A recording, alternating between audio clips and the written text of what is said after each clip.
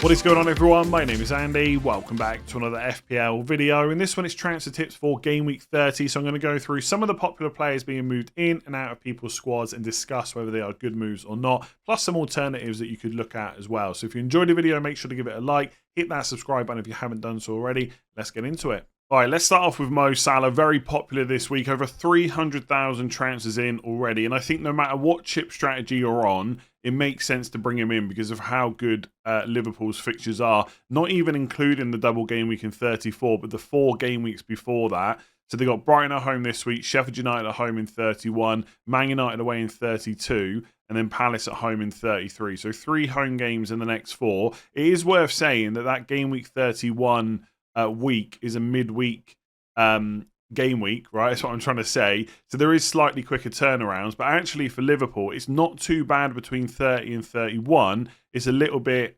less so between 31 and 32. So if I just bring up Liverpool's fixtures here, the Brighton game is on Sunday, this Sunday coming. Then Sheffield United is on Thursday, so there's a little bit of a gap there. The Man United game away, which is going to be quite an important match. I mean, they're all important because Liverpool are going for the title, but you'd imagine on paper Man United away is going to be the most difficult of the next 4.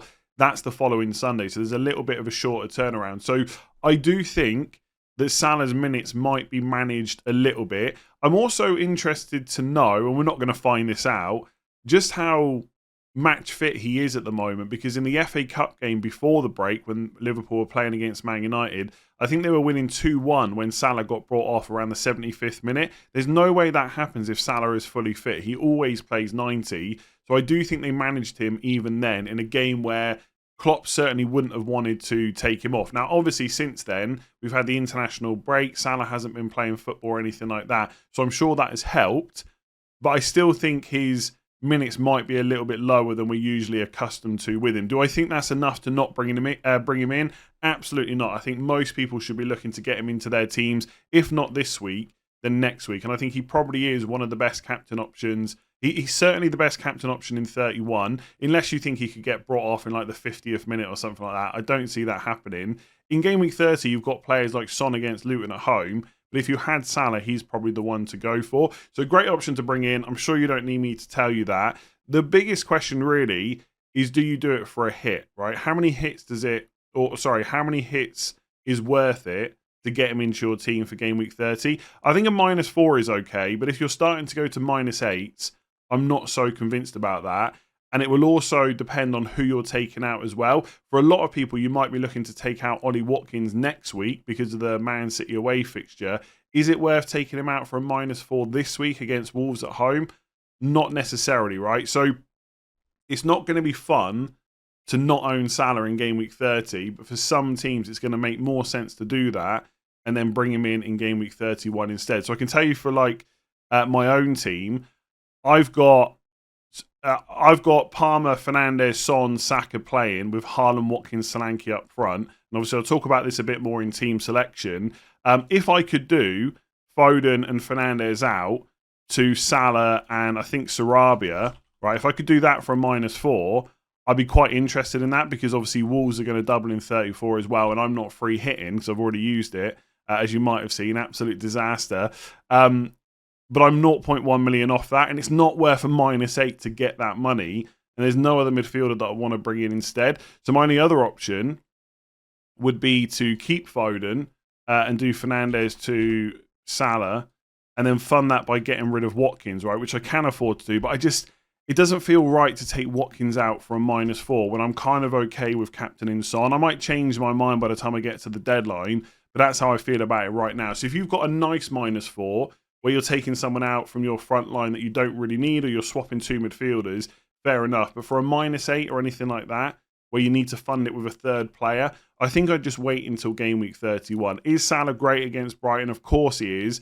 You're just hoping for damage limitation where he doesn't absolutely smash it. The other thing to just mention, which is more of a minor detail, I do wonder whether he might continue going up in price. Sorry, I'm just typing here to get the price changes up. He's already gone up from 13 million to 13.1. So if I just take a look here. So this is on Fantasy Football Hub. As always, links in the description below. It's completely free to check the price predictions, by the way. If I just go to Salah, Yeah, he's at plus 37.34%. So he's quite a way off rising again. But those transfers in are going to get higher by the time we get to the game week 30 deadline. So there is a chance he's going to go up to 13.2.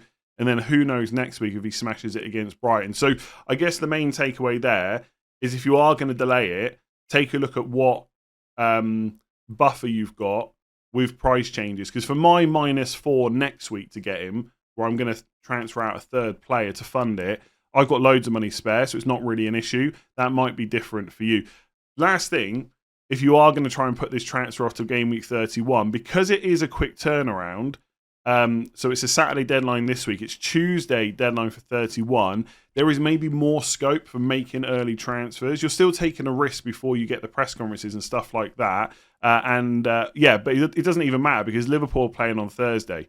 Right, so as long as you've seen Salah play in game week 30 and he's come through the match fine, you're not going to get a press conference from Klopp until Wednesday, and by then the deadline will go.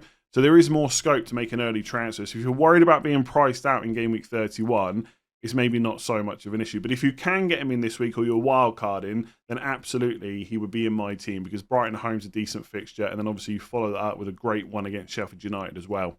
So Cole Palmer, another midfielder who's popular this week, nearly 200,000 transfers in already, and he's an absolute no-brainer. I was going to say it's a surprise that everyone doesn't already own him, but I actually don't think that's fair because before we knew about which games were definitely going to go into game week 29, I actually considered selling him myself instead of Richarlison. I got very lucky there, and I know some people got rid. They might have wildcarded without him because Chelsea didn't play in 29. But if you don't own him, now is the time to get him back. Burnley at home this week, Man United at home in 31, and I don't think too many people will be worried about playing him in that fixture. I actually think if I remember correctly, he scored in the reverse fixture away to Man United, and then it's Sheffield United away in game week 32, Everton at home in 33.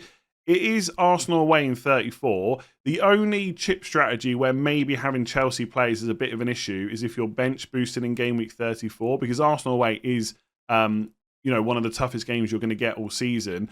But honestly, the fixtures before are so good and the fixtures afterwards are so good as well. I wouldn't even worry about that. If I had to have Palmer on my bench in a bench boost in game week 34 as a single game week player and the rest are all double game week players, I really don't think that matters. Like, yes, you want to get the maximum points in game week 34, but you also need to get as many points as you can before and after that. And we know after game week 34, Chelsea are going to have at least 2 double game weeks as well. It will be 2 double game weeks, right? Because they've got 2 fixtures to rearrange. So, yeah, nothing more to say. Absolute no-brainer. I think whichever chip strategy you're on, the fixtures in the short term are just too good to ignore. So Ollie Watkins, the highest scoring player in FPL, not just forwards by the way, but overall, is starting to be sold. So 75,000 FPL managers have already sold him ahead of game week 30. I'm sure there'll be a few more people that do that ahead of the deadline as well. And that trend is likely to continue into game week 31 because Villa have got Man City away. Now, selling the highest scoring player in the game never feels like fun. And a lot of people recently have started labelling Watkins as a season keeper, right? We should never get rid of him. But I don't really agree with that. Every season, someone gets labelled as a season keeper.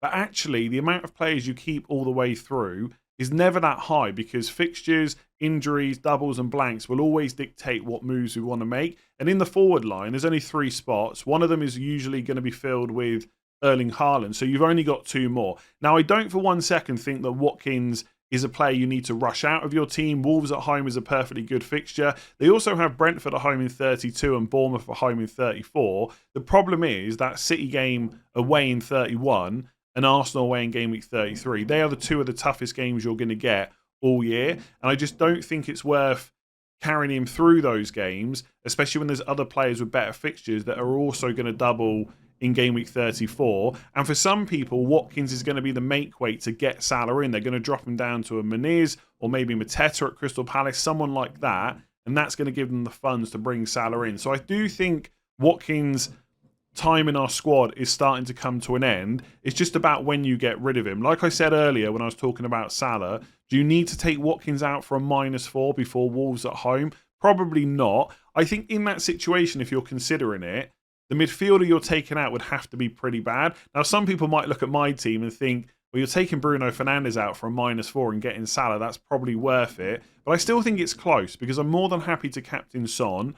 I think in, you know, another week, people might even be talking about Watkins captain against Wolves as well. Like, he's a good option.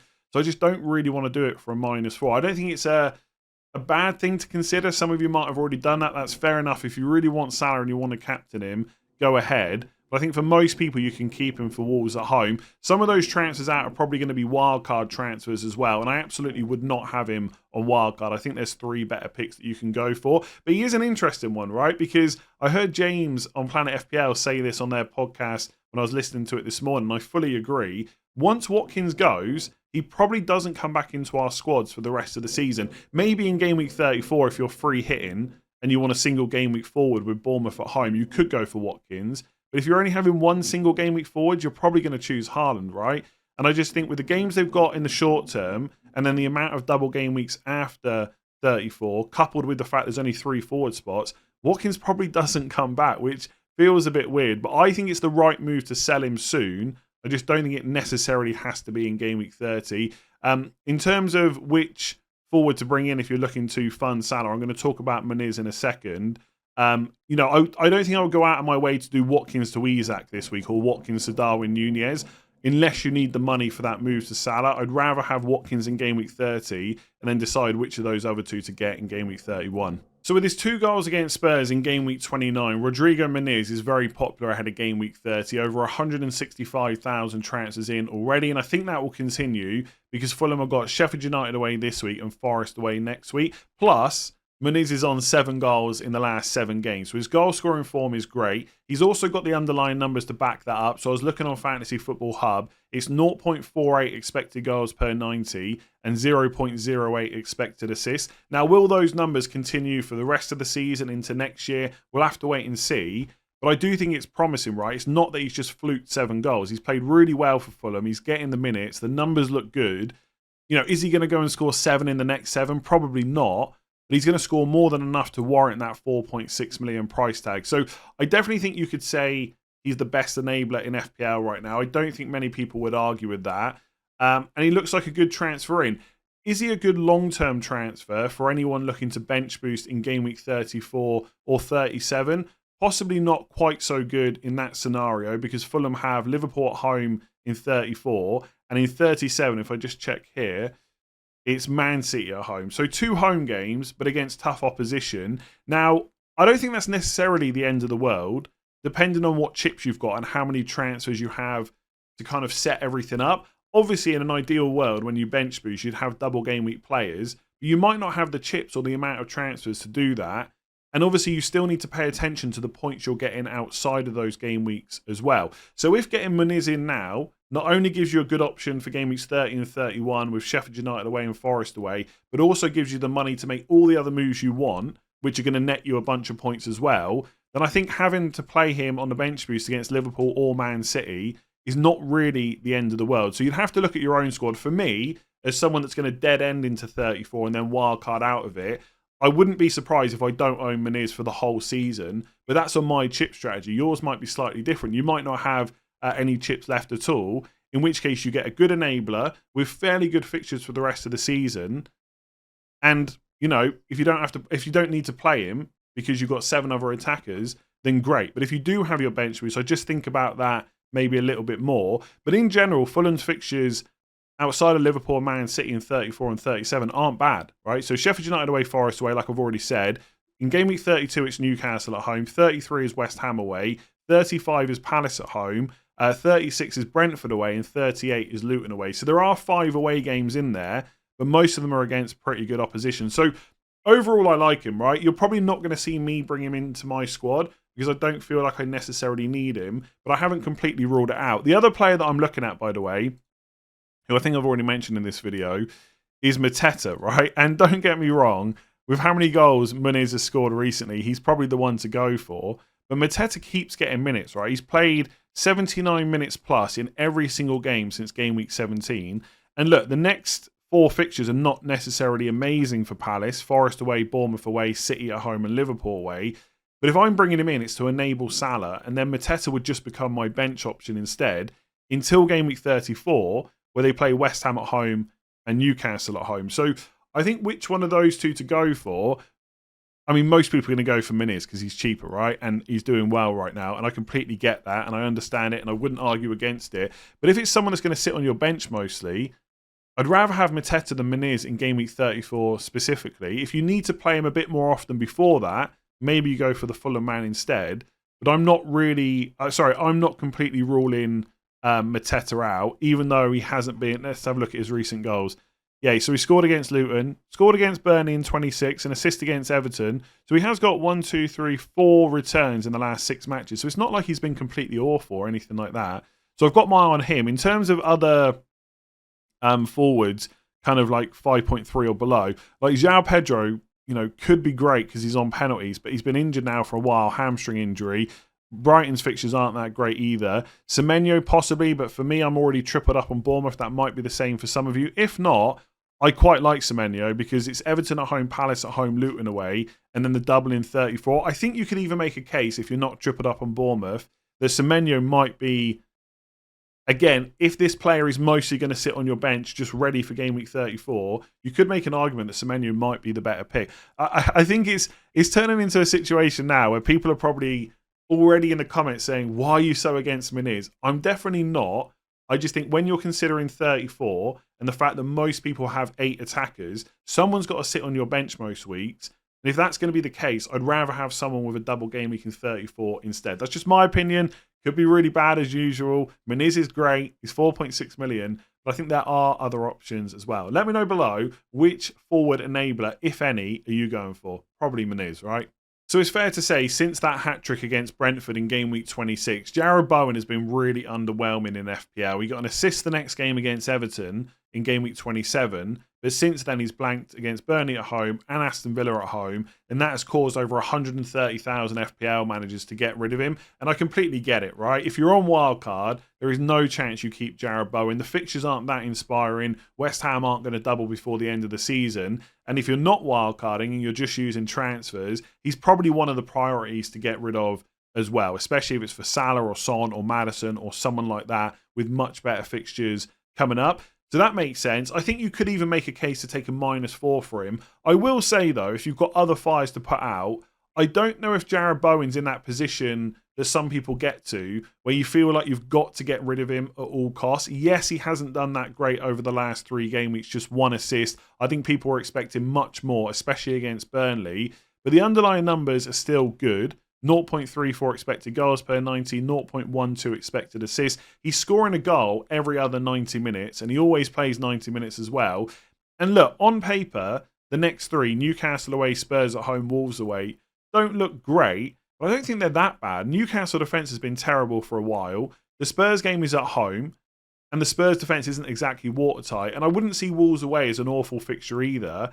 And then it's Fulham at home in 33. Now, I'm not by any means saying that people should be bringing him in or looking to hold him over those 3 to 4 weeks. I'm just saying if you're in a position where you're already taking another -4 to sort out some other players and you've still got Bowen, I wouldn't go out of my way just to get rid of him for the sake of it, because I think he could do okay over the next couple of weeks if you had to keep him. For everyone else, though, if you've got the chance to do it, yeah, get rid for someone else. So we are starting to see a few transfers out for Arsenal defenders, and I'm sure some of that is because they're playing Man City away this week. Really tough fixture to get a clean sheet, so that makes sense. And obviously Gabriel is currently flagged. He pulled out of the Brazil squad over the international break. For what it's worth, I would be absolutely shocked if he's not in the starting 11 against Man City. I don't think that's anything to worry about, but obviously that will play a part in people getting rid of him. So Gabriel has been sold by over 50,000 FPL managers. Saliba is nearly 30,000 as well.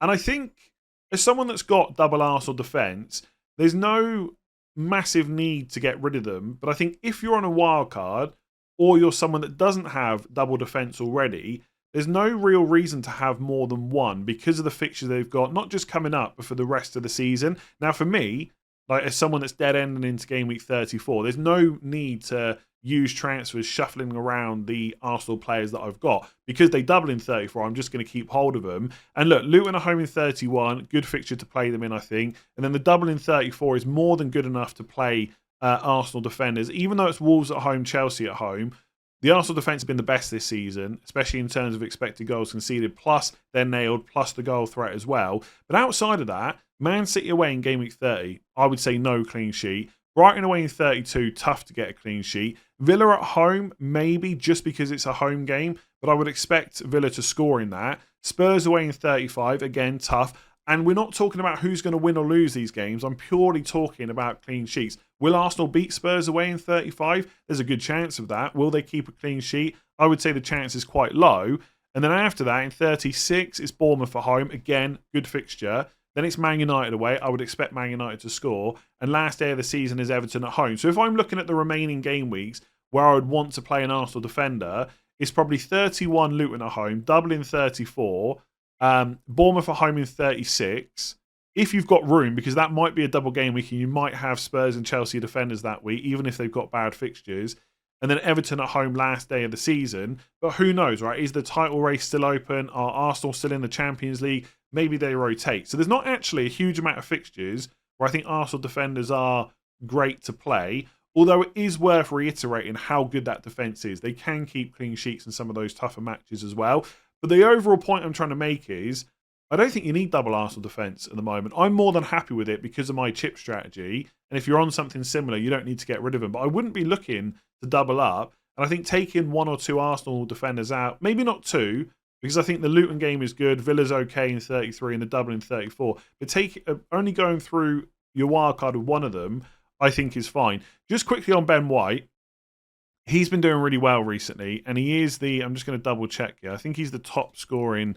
Yeah, he's the top scoring Arsenal defender, 119 points. Saliba's 112 and Gabriel is 103. Look, because Ben White is cheaper than Saliba, you could definitely make a case to go for him. I do think he's more attacking. I think there's absolutely no need to swap your defenders around. I know Ben White's been on a bit of a run, which has put him to the top of the Arsenal defender charts, but I don't think he's now so much better than the other two that he's worth swapping in. Right? If you're wildcard and you want to go with one Arsenal defender, then absolutely fine, go for Ben White.